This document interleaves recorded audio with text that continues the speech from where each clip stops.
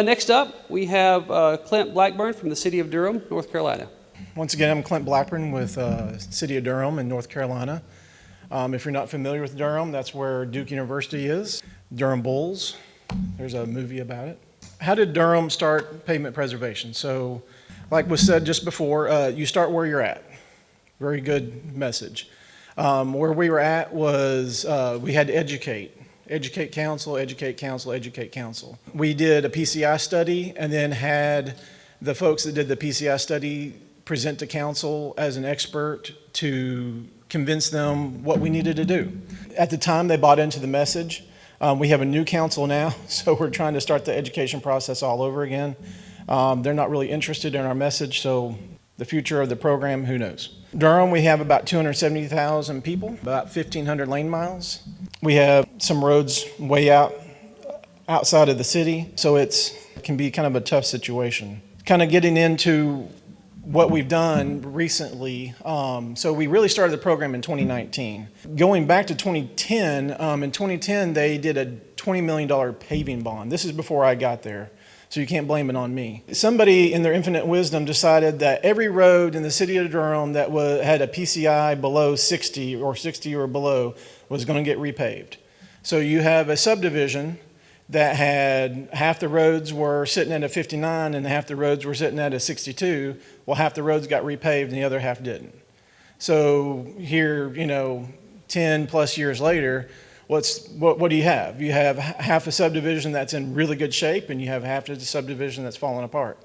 So now we try to come in and do you just preserve half those roads? So we're making decisions based on that. Starting in 2019, we got $10 million a year. And we've had that up until this point.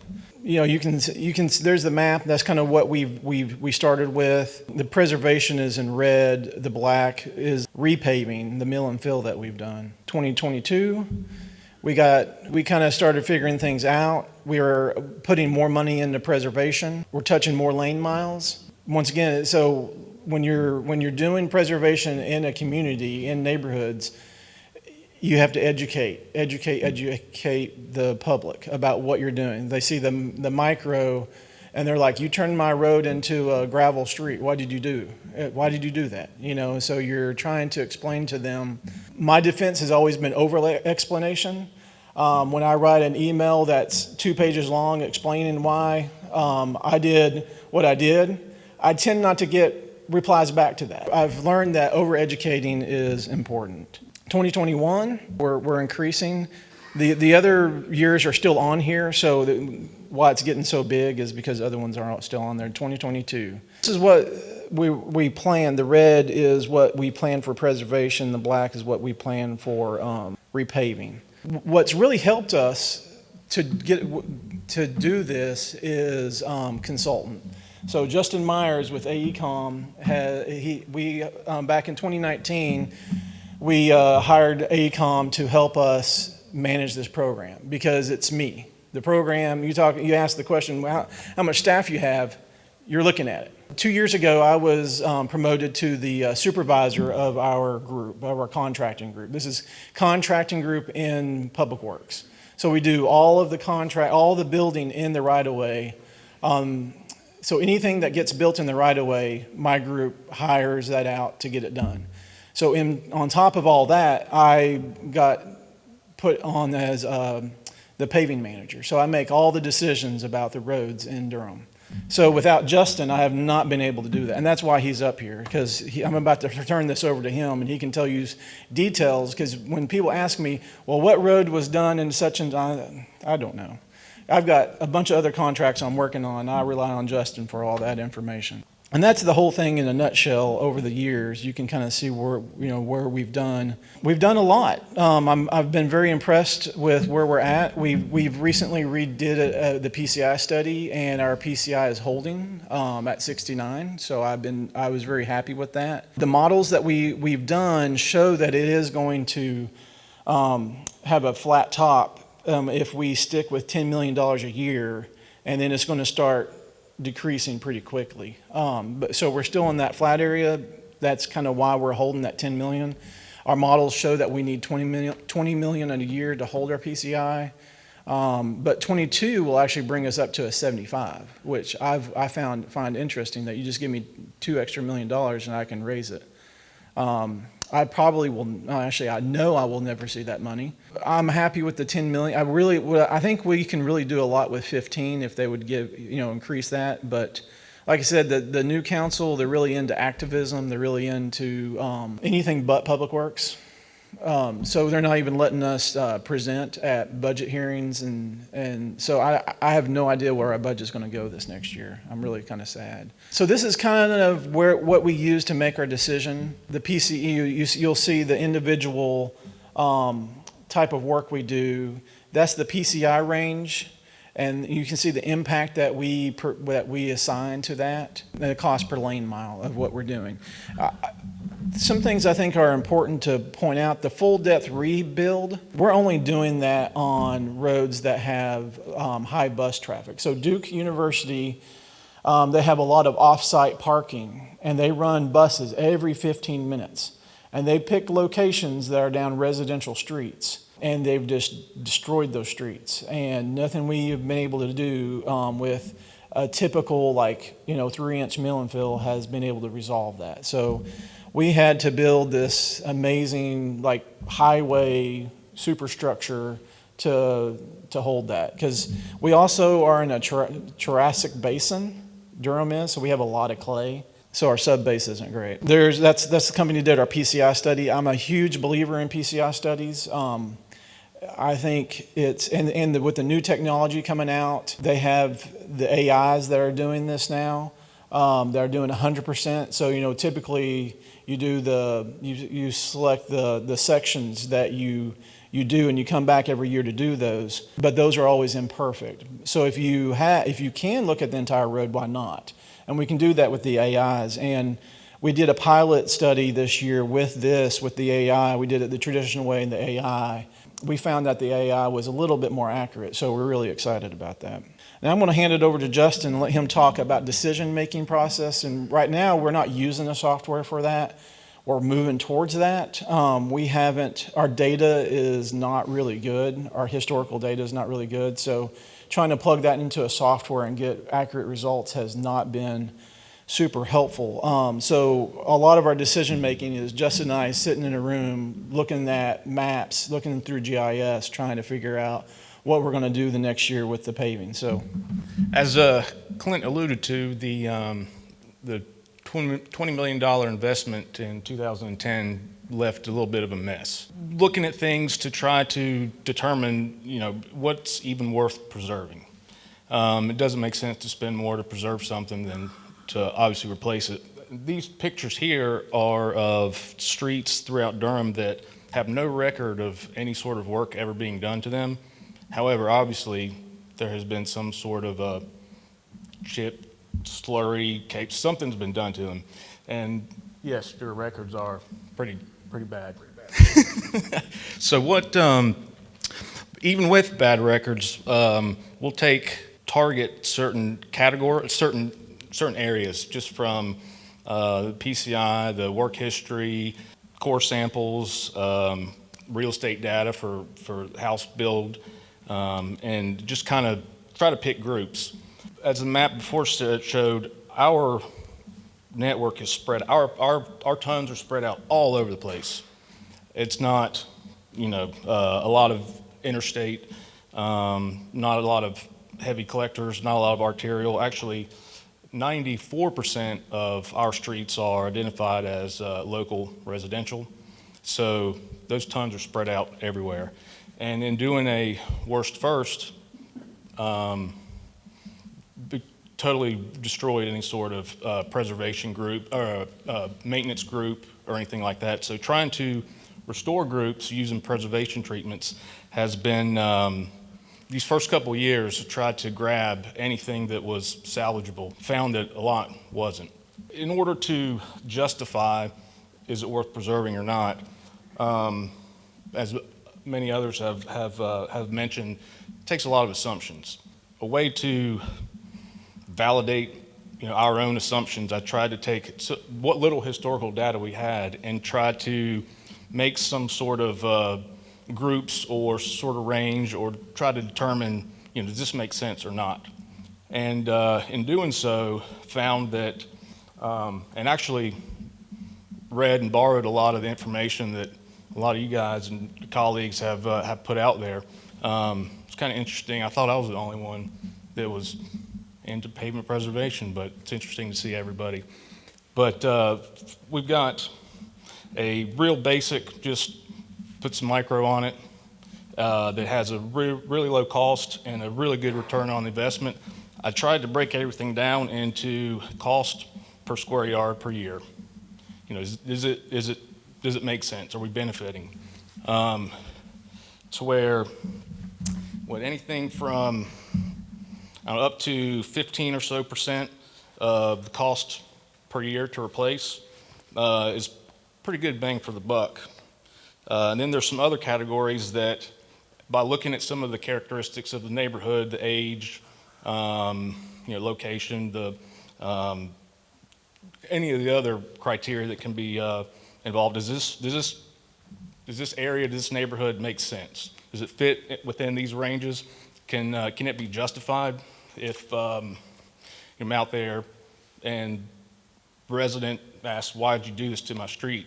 I'd like to have a pretty decent answer, because our average daily traffic is probably completely opposite for most in terms of our daily average scooter trip or skateboarding or bike ride or dog walk.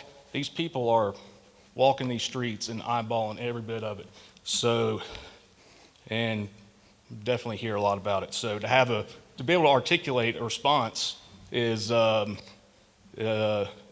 helpful, to have something to kind of back up. Does this make sense or not? Fourth kind of category here is essentially it costs about the same per year to preserve as it does to replace, which on one hand doesn't make any sense. You might as well replace it. But in trying to establish a paving group and capitalize on past investment and try to salvage something and try to put it back together and actually Band-Aid it and, kind of kick the can a little bit until there's enough funding to be able to do it conventionally is a decent expenditure. I mean, it's the same, not more than cost per year to replace, but you're trying to unify a group. Here's an example of a neighborhood. And the black, you can see where streets were. I don't know what they did to these streets, to be honest, because some of the records aren't so good, but these were part of the 2010, 2011 resurfacing. They did some 1.5-inch overlay, they did some mill fill, they did all sorts of stuff. And in this neighborhood, we did a combination of pretty intense, pretty heavy patching in areas to bring everything up to kind of a standard condition, not a brand new condition, but to try to unify the condition of the group. We did some paving in this group. We did some chip seal. We did cape seal. We did micro. We did deep patching. We did 1.5-inch, 2-inch patching. We kind of threw everything at this neighborhood with the effort to unify it for future maintenance efficiency. And we microed everything so that somebody didn't have a brand new asphalt street and their neighbor around the corner had a micro street. We microed over brand new asphalt. And I think it'll work out well. I think that should last a while. We'll see. We'll meet back in 10 years and provide a report. Here's some pictures of some general problems, and just most of the problems that are encountered are, with workmanship or just kind of being a little bit lazy, trying to cut corners. Discussing ahead of time with the guys actually doing the work, what the expectations are, that everything needs to be deliberate. Don't just slap it down and cover it up. It's really hard to argue with the resident when this cul-de-sac looks beautiful and this one looks horrible with the same crew. It's impossible to argue that.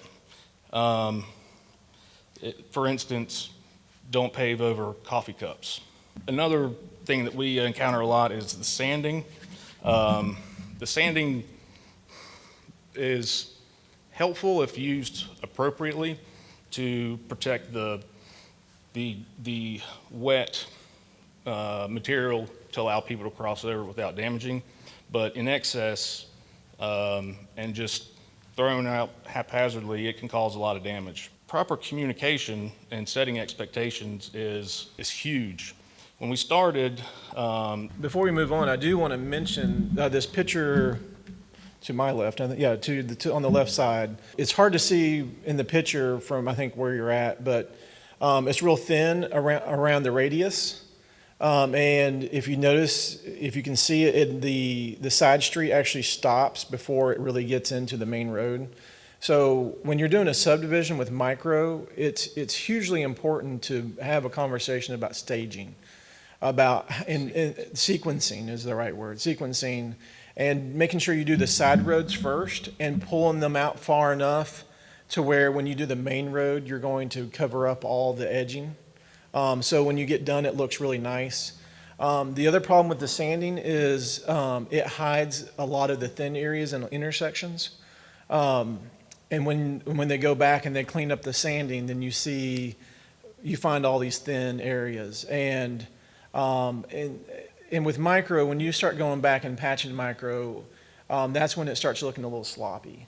And one thing Justin did, which I don't have a picture of it in here, we're trying to find a good picture of it, is he would come in after they would patch an area and they're using a mop and a squeegee and it looks kind of messy, and he would wait until it sets up a little bit, come back with a flat shovel and scrape the edges before it fully bonds to the pavement, and make the nice clean. And and you'll see it before and after. Before, it just looks messy. It looks like somebody came in and spilt some stuff and tried to clean it up. But when he gets done with straightening up the edges, it looks deliberate. It looks like a nice, clean asphalt patch. So being deliberate with the work is really huge, and just taking time to do it right, and communicating. And this is where he's going to get into with the picture on the bottom right-hand corner with the tire tracks. Communicating with the residents about this is huge. the bottom right picture is I believe what happened there was they microed it once, the guy backed out and tore it up, and then they patched it. And out of spite, he wanted to tear it up again for some reason. Who knows? But yes, the communication and the outreach is important to set the expectations ahead of time. It kind of feels like, I know that the larger agencies, everybody's got people in their ear, but it really sometimes it feels like everybody knows somebody who knows somebody who works for the city of Durham. And it's a small area. There's a lot of interested people interested in what we're doing. When we first started, this was the method of kind of communication. They would stick a 8.5 by 11 piece of paper in somebody's mailbox, and if it was lucky enough to stay there and lucky enough that they actually read it, they probably didn't really understand or pay attention until this black oatmeal gets spread around all over their street, and then they start calling, what's going on here? This year, or each year, we kind of got a little bit better with kind of heading off the complaints and educating and setting expectations in advance. And here's what we're doing this year with a direct mailer, city logo all over it, try to get people's attention, putting out yard signs for meetings. Bottom right, we had a series of community meetings virtually, putting out yard signs to kind of just hit them with everything we can possibly do, and these door hangers to have more information, just to hit them with so much information that hopefully some of it is read. and retained. It's a lot easier to explain ahead of time than when they are irate. Be our last slide there. Any questions? I'm curious, this kind of goes for all local agencies in urban settings, but how much does IRI play into your decision making, and how do you rectify the data issues that would come with collecting IRI in an urban setting? We don't. That's part of the PCI. So when we get a PCI rating, it's all included in that. So for our exact decision making, we're using the PCI, which has all of that data, all of the defects included in that number. So that's the number we're using and not the individual defect data. How much weight does the IRI have? In the PCI, that is a good question. I don't have a good answer for you. I can get you that answer. So each defect has its own point value. And so you start with a 100, and then block cracking has, and then the severity. So everything deducts from that 100. And IRI's, what the actual deduct is, I don't know. I've seen it, but I don't know what it is off the top of my head. But I can get you that information if you're interested. Yeah, you said when you, back early 2010, you were doing just individual or some roads in the subdivision. Have you changed that? Are you doing the entire subdivision at the same time now? Yeah. Or sections of it? And is it, I'm assuming that's helped. Yes, yeah. When we go into a subdivision, we do the entire subdivision. That's why we were talking about we're microing over brand new asphalt. So with our paving program, so with repaving, we do the same thing. When we go into a neighborhood, we do the entire neighborhood. We don't do bits and pieces of it because we want everything. Because you always get cheaper prices, and everybody knows this. You get cheaper prices if you localize things. So if they come into a neighborhood and do 2 or 3 roads, you're going to, and they know that because they can see your list when they bid it out. You're going to get awful prices. But if they know you're keeping them in an area here and an area here, you'll get better prices, and the residents are happier. Because if I repave Jim Street around the corner and Bob Street doesn't get paved, then I'm going to hear about it. I'm going to hear about it anyway, but I'll hear about it more with that. 90% of my job is dealing with resident complaints. A little bit of my job is actually programming the program. The rest of it, I'm answering emails about why you did this, why you did that. But you know what? He's gotten really good at answering resident complaints, so I just forwarded them to him now. So a good consultant is worth their weight in gold. The preceding was produced by the National Center for Pavement Preservation. More information can be found on the web at pavementpreservation.org. Additional support provided by Michigan State University.